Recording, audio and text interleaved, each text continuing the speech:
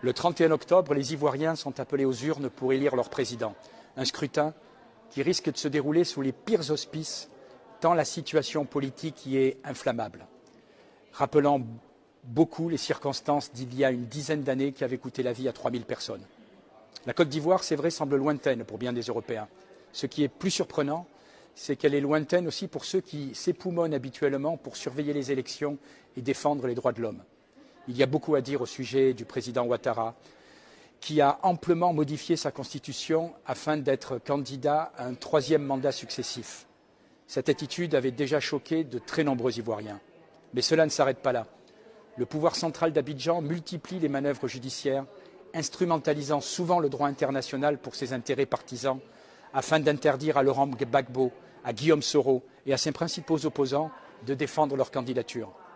Alors donc, pourquoi Ouattara bénéficie-t-il d'une telle indulgence de la communauté internationale? D'abord parce qu'il fait partie du cénacle de ces élites mondialistes, économistes du FMI, ancien gouverneur de la Banque centrale d'Afrique de l'Ouest. C'est le candidat idéal du mondialisme en Côte d'Ivoire. Il bénéficie donc d'une très grande amitié des institutions supranationales qui préfèrent fermer les yeux sur ses agissements. Par ailleurs, M. Ouattara traite les frontières de la Côte d'Ivoire comme la gauche européenne le souhaite. Il ferme les yeux, voire encourage l'immigration étrangère dans son pays. Il est grand temps que l'Union européenne prenne la parole, car si ces élections, le 31 octobre prochain, sont tronquées, les institutions internationales et notre Parlement européen perdra tout crédit, pas uniquement en Côte d'Ivoire, mais aussi en Afrique de l'Ouest.